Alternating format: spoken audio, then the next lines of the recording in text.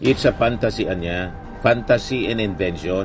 Wala man na niyang ebidensya ang whistleblower na nag-uugnay sa pangalan ng aktres. Sabi ni Atty. Alma Malyonga, ang naging statement niya ni alias Totoy Julie Dondon Patidungan were ridiculous. Alright, so let's talk about the accusation.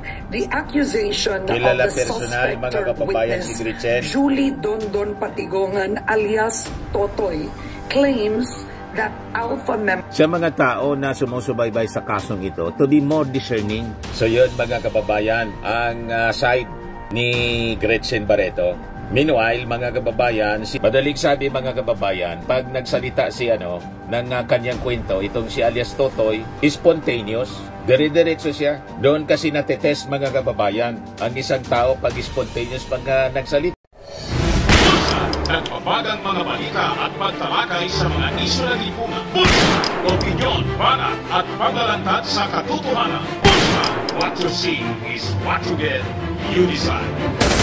Hello po mga kababayan, dito muna tayo sa ating podcast with Life with Dan TM. Question mga kababayan ngayon ng kampo ng aktres na si Gretchen Barreto, ang credibility ng star witness, whistleblower sa missing sa Bungeros. Pero sabi po sa interview naman ng Billionaire News kay Secretary Boying Rimolya, itong si alias Totoy, overall credible pong testigo. But anyway, ibigay ko muna sa inyo yung side ng actress na si Gretchen Barreto. And sabi dito sa balita ngayon, Gretchen Barreto Camp questions whistleblower's credibility in missing sa Bungeros case. It's a fantasy niya. Fantasy and invention. Wala man na niyang ebidensya ang whistleblower na nag-uugnay sa pangalan ng aktres. Sabi ni Atty. Alma Malyonga, ang naging statement niya ni alias Totoy Julie Dondon Patidungan were ridiculous at walang konkretong ebidensya. Inakusan niya si Patidungan na sensationalize lang niya yung issue para masustain yung interest ng mga tao. My understanding niya is that the status of the case is still case build-up. I do not even know if Mr. Whistleblower's affidavit has been completed. Sabi ni Atty. Malyonga, ang pagkakaintindi ko niya, he may still be embellishing it. Pero ang hindi ko maintindihan is that there may not have been yet a preliminary assessment nung mga sinasabi ni Patidungan. Pero sabi po ni DOJ Secretary Crispin Rimolya po, sa assessment daw nila, sa tingin niya, yung overall testimony, very credible and consistent. Mamaya iparinig ko sa inyo yung side mga kababayan ng DOJ Secretary. Meanwhile, ito si Atty. Malyonga, abogado ni Gretchen Barreto, sa kanyang statement sa interview po ni Karen Davila. Yan si Atty. Malyonga. Ito po siya, mga kababayan. Pakinggan po natin. Ask you first why you chose to take this case. Because I know Gretchen. She has been in the past. I don't want to reveal the age, but I think I've known her for close to 30 years now. Other than that, because of the association, she has become a friend, and I've come to know her. Yes. All right. So let's talk about the accusation. The accusation Kilala of the personal, mga suspected kababayan, witness, si Gretchen Julie Dondon Patigongan alias Totoy, claims that alpha members were present during meetings when group decisions were made regarding the case of cheating sa Bungeros. And supposedly he claims that Gretchen Barreto raised her hand, nag-raise daw ng kamay in favor of what to do, which is, the result, allegedly, to kill them. Gretchen Barreto participating, raising her hand, oo, patayin yan. Parang ganon, no? Yun ang kwento sa testimonya. Your reaction, Gretchen's reaction on this? All right. We need to move back a little, Karen? I'm heartened by the fact that just yesterday, I think, Secretary Rimulya did clarify when he was asked if there was basis now to say that there's strong basis to say that Gretchen is the suspect, he did, I think, take care to declare that the only reason Gretchen Barreto is being investigated and is considered a suspect is because she has been named by the supposed whistleblower. Whether or not the allegations as against Ms. Barreto are true or not is, of course, a totally different matter. My understanding is that the status of the case right now is still case build-up. I don't even know if Mr. Whistleblower's affidavit has been completed. I understand that he may still be growing his story. He may still be embellishing it. But what I do understand is that there might not have been yet a preliminary assessment of the affidavit of Mr. Whistleblower taken as a whole. As you know, under the new rules now, there is a process where there is a case build-up before you file the case. There's a preliminary assessment and a second assessment if that is necessary. And Secretary Remulla has taken care to say everything is being vetted, which is exactly what has to be done. And the fact of the matter is that the witness should not only be credible, but his allegation should also be credible. Now, going back to your question, we have to understand that Mr. Whistleblower came out with his supposedly sensational revelations last week. He started by not naming, being very cryptic, just teasing revelations about the supposed involvement of a celebrity, an actress, and then finally coming up with the name of Ms. Barreto, but making it clear that the only reason he was saying she was involved was because she was an alpha member. And therefore, being an alpha member, she must know something. She also said, meron siyang dapat alam dahil napakalapit niya kay Mr. Atong Ang. Subsequently, just late last week, he further elaborated on the supposed involvement of Ms. Barreto. He didn't start out with the raising of hands, Karen. I've been listening. Of course, we've been monitoring. He just mentioned a meeting, not identifying who were there, were supposedly the matter of voting on carrying out the plan on the killings were discussed. And then later on, he further embellished that by saying, oh, bigla na lang ngayon, nagtaas raw ng kamay. My reaction, it's so ridiculous. Napaka-absurd. Saan ka naman nakakita ng isang criminal conspiracy kung saan lahat ng mga kasama supposedly ay nandun sa isang meeting, dinidiscuss mo openly yung pagpatay, tapos magbobotohan pa kayo, may showing of hands. So, it's ridiculous, it's so absurd, hindi siya makatotohanan, it's illogical, it's contrary to human behavior. First, is the allegation credible? No. On its face, you know it cannot be believed, no? But it is, of course, sensational. Ang gandang pakinggan, wow. The image of all these people gathered, where, when, what, how, kailan. Secondly, as I said, I mentioned, it is an embellishment. If this had in fact happened, it's so sensational, so important that he would have said so from the very beginning, but no. All he resorts to in trying to involve Ms. Barreto from the beginning was just to say, malapit siya, insinuating something else. Malicious speculation. Thirdly, even in this fantasy world, even ang hindi minimension na malicious po, malapit siya, diba, nililing talaga po, mga kababayan, si Gretchen Barreto, romantically. Pero ngayon may kapalit na, si Sunshine Cruz na mga kababayan. At dati, laging kasama talaga po, may mga videos and pictures showing very close si Atong Ang at saka si Gretchen Barreto. Yun ang sinasabi na mga insinuations Ituloy natin ang kanyang sinasabi, mga kababayan. Assuming that it was true somehow, which is not the case. Assuming that some people it is true. said, yes, I agree, let's carry out the plan. You know, the consent to carry out a plan, to carry out a crime is not in itself yet at that point criminal. You know, there must be essentially an overt act. Kailangan meron kang gawin to further carry out that plan. The reason being, a declaration of intent is hardly equivocal. Ibig sabihin nun, usually those intentions are ambiguous. They can be subject to multiple interpretations. So it's not the basis. Kailangan meron kang gawin. And this is in fact not the case. And fourthly, just to show it's an embellishment, hindi mo napansin, Karen, meron siyang sinabi, namimili siya. So he was asked, sino ba yung mga nandoon? Sabi niya, meron, pero yung mga mababait lang.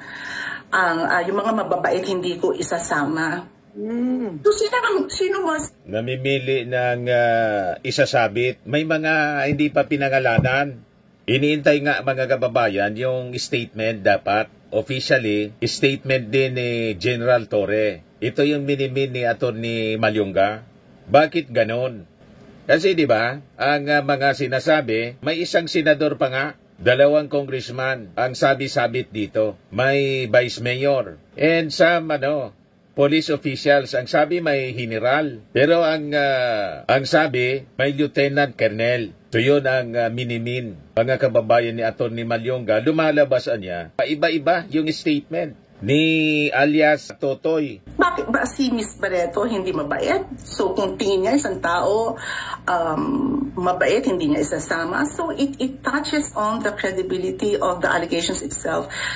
In and by itself, the allegations are obviously untrue, deliberately sensational, I suppose, to create some kind of sustained interest. Because after all, he has said Ms. Barreto is just one of many other Alpha members. Bakit si Ms. Barreto? So yan po ang side ng kampo ni Gretchen Barreto. Pero sabi po ng kampo ni Gretchen, ni Atty. Malyonga, yung pag-file niya ng kaso against the accuser, dito kay alias Totoy, tingin niya hindi makakatulong for now. It's not very helpful at this point. As people have already made up their minds. Sabi po ni Atty. Alma Malyonga. Ayon sa kanya, yung focus nila ngayon is on repairing the damage to Barreto's reputation caused by this statement nitong si Julie Dondon Patidungan. She's downhearted by all of this. And her filing a case now is not very helpful, sabi po niya, within the context niya of people having already made up their minds. At saka, yung pag-file niya ng reklamo or ng kaso is an arduous process in by itself. Kaya niya, nandito ako para mag-appeal sa mga tao na sumusubaybay sa kasong ito to be more discerning. So yun, mga kababayan, ang side ni Gretchen Barreto. Meanwhile, mga kababayan, si DOJ Secretary Boying Rimulya nagsabi na tiwala siya sa mga testimonies ni alias Totoy kasi consistent siya yung mga kwento, very credible witness. Sa interview sa kanya ni Pinky Webb ng Billionaire News channel, sabi ni Rimulya, I think it's very credible. He comes in as a person who can state everything without having to think, look up notes. Madaling sabi, mga kababayan, pag nagsalita si ng kanyang kwento, itong si alias Totoy, spontaneous. Dire-diretso siya. Doon kasi natetest, mga kababayan, ang isang tao pag spontaneous nagsalita, ibig sabihin, may personal knowledge siya ng mga pangyayari. So sabi ni Rimulya, pag kasi nagsisinungaling at nag-iimbento yan, mauli mo so far. Wala ako ritong nakikita na pag-iimbento sa kanyang narrations. The narrations have been very consistent with what he has been giving us and what he has been saying in public. I think they can rely. He's a very credible witness. Nasa protective custody na daw ito si Totoy ng PNP.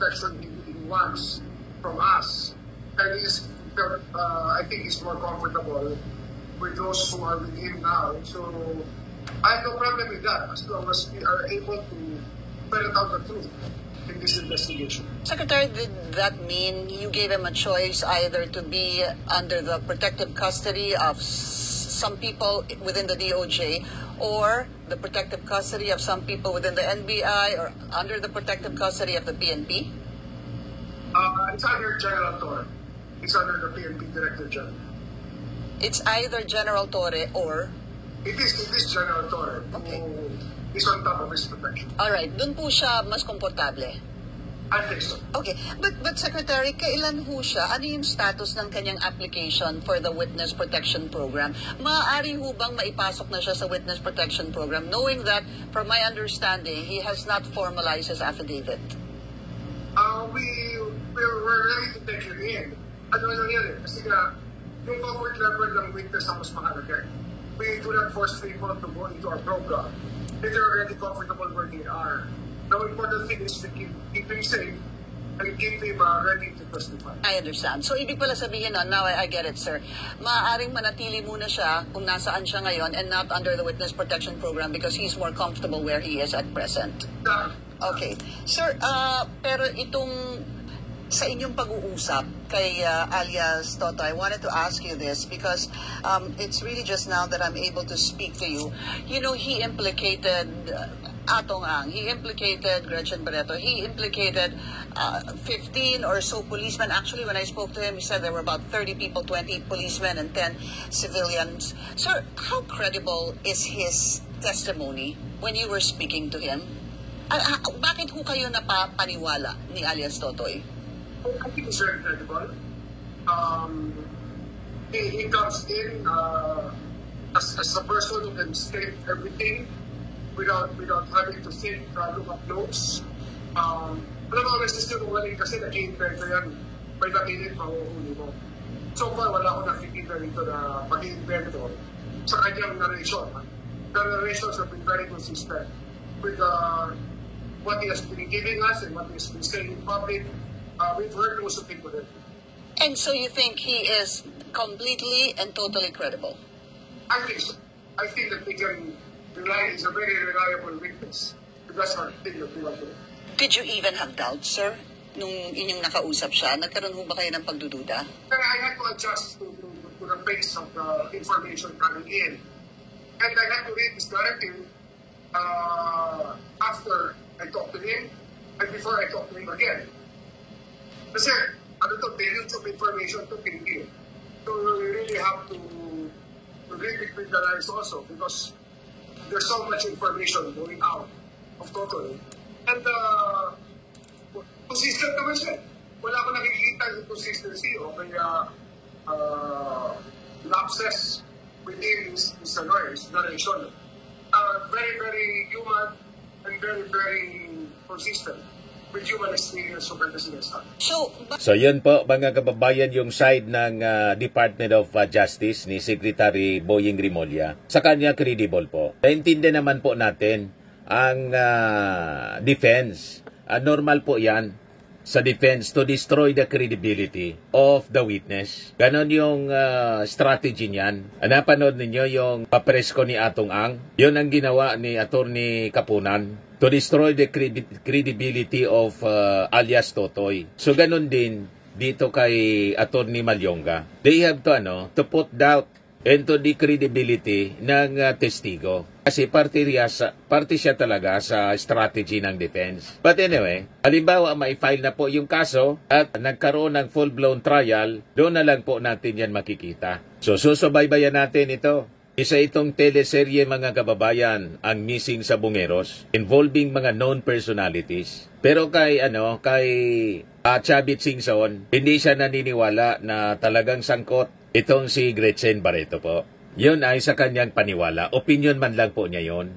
So, tingnan natin yung mga testimonies ng iba pang mga testigo. Kasi tingin ko may iba pang mga personalities na kinakausap yung ating DOJ. So, yun muna mga kababayan. Kung hindi pa po kayo naka-subscribe dito sa ating bagong YouTube channel, Life with Dan TM, click subscribe po ninyo. Lagi nating tatandaan, you become what you believe. Ako po si Dante Maravillas. Bye-bye po. God bless. Ito naman po, Firmax Firming and Lifting Cream. Pinapahid po sa mga pulses in affected area. Mainam po sa paninigas ng mga kasukasuan.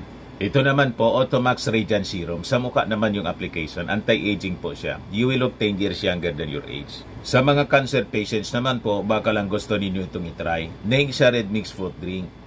Hindi mo po siya gamot, food supplement siya. Kaya lang, gawa siya mga kababayan sa goji berry. Yung goji berry may anti-cancer properties. O ngayon, yung mga inquiries ninyo, dumiritso na lang kayo sa aming messenger sa Facebook para masagot namin agad. Ayos pa? Ayos na ayosan niya, Mr. Maravilla. But anyway, ito po pala yung aming bagong product na binibenta online. I am worldwide amazing pure organic barley powdered drink mix from Australia. Negosyo to ng aking anak na architect entrepreneur Riz Maravillas. Ayan po. Kontakin na lang po ninyo siya, Riz Maravillas on Facebook. Ang mga health benefits niya, boost immunity, improves digestion, enhance energy levels, packed with antioxidants, prevent cancer. Sa mga naghanap po ng malinis and spacious fitness gym, pumunta lang po kayo sa aming Colossal Fitness Gym. May Grab car rental din po kami. Ito naman po yung bago naming product na binibenta online. Eye Glow Serum, whitening po siya. Tingnan ninyo yung epekto sa aking anak na architect before and now. Yung mga inquiries po ninyo, dumiretso na lang kayo sa kanyang Facebook account, Riz Maravillas.